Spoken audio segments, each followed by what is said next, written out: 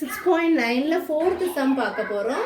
Find the angle between the planes r vector dot I plus j minus 2k cap equal to 3. சரிங்களா? அடுத்து இன்னொன்று என்ன கொடுத்துருக்காங்க?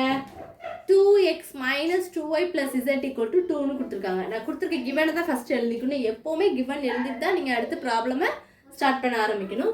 given planes are என்ன கொடுத்துருக்காங்க? r vector dot I plus j minus 2k cap equal to 3.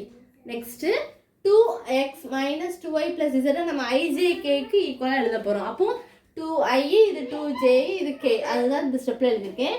r vector dot 2i minus 2j plus k equal to 2. ஏன்னா angle between த பிளைன்ஸுக்கு நம்மளுக்கு ரெண்டு பிளைன் வேணும், அதனால இதையும் பிளைனாக மாற்றுறதுக்காக ijkன்னு போட்டு எழுதியிருக்கோம்.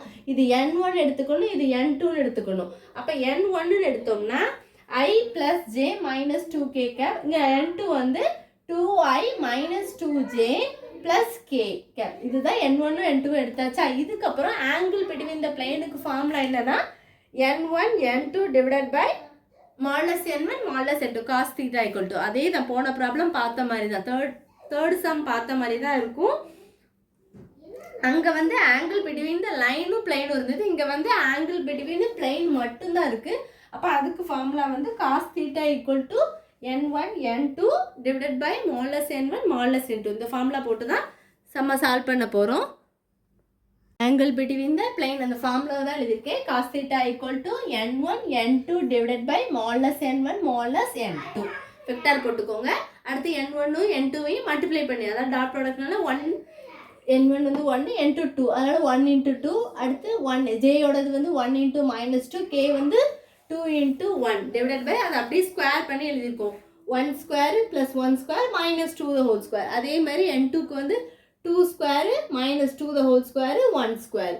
இப்போ cos theta equal to மேலே நீங்கள் சால்வ் பண்ணிங்கன்னா என்ன வரும்? 1 2 is 2 minus 2, அது கேன்சல் ஆகி அந்த மைனஸ் 2 லாஸ்ட் ஒன் மட்டும் தான் இருக்கும். டிவைடட் பை இது ஸ்கொயர் பண்ண 1 ஸ்கொயர் என்னது 1 + 1 2. அடுத்து 2 ஸ்கொயரை பண்ணால் 4, ஆனால் +4 தான் வரும். ஏன்னா -2 × -2 வந்து உங்களுக்கு 4 வந்துடும், +4 தான் வரும். அப்போ 2 + 4 வந்து உங்களுக்கு 6 கிடச்சிரும். அதே மாதிரி 2 ஸ்கொயர் வந்து 4, அங்கே ஒரு 2 ஸ்கொயர் வந்து என்ன இருக்குது 4 + 4 8, 1 ஸ்கொயர் வந்து 9. அப்போ √6 √9. √9 வந்து ஆல்ரெடி நம்மளுக்கு தெரியும் 3ன்னு. அப்போ 2/3 √6. தீட்டா இங்கே வச்சுட்டு காசு அங்கே போகும்போது என்ன வருது? காசு இன்வர்ஸ்ன்னு வந்துடும், -1. அதாவது காசு இன்வர்ஸ் என்ன வரும்? 2/3 √6. இதுதான் ஆன்சர். நம்மளுக்கு காசு தீட்டா தான் வேணும். ஆங்கிள் பிட்வீன் த பிளைன் வந்து தீட்டா கண்டுபிடிக்கணுங்கிறனால காசு அந்த பக்கம் கொண்டு போயிருக்கும், அதனால அது இன்வர்ஸாக சேஞ்ச் ஆயிரும். 2/3 √6. இதுதான் ஆன்சர். எதுவும் டவுட்ஸ் இருந்தால் கேளுங்க ஸ்டூடெண்ட்ஸ். ரொம்ப ஈஸி. தேர்ட் சம்மும் ஃபோர்த்து சம்மும், இது ஃபோர்த்து சம்மு ரொம்ப இம்பார்ட்டன்ட், தேர்டு இம்பார்ட்டன்ட். அது வந்து ஆங்கிள் பிட்வீன் த லைன் வச்சு இருக்கும், இது வந்து angle between the line and பிளைனால ஃபார்முலா சேஞ்ச் ஆகும், அவ்வளோதான். மற்றபடி சம் கிட்டத்தட்ட ஒன்று போல தான் இருக்கும். ஈஸியாக ஃபார்முலா வந்து பாக்ஸ் போட்டு எழுதி வச்சுக்கோங்க. இதை போட்டுட்டு நீங்கள் சப்ஸ்டியூட் பண்ணாலே ஆன்சர் உங்களுக்கு ஈஸியாக வந்துடும். Thank you students.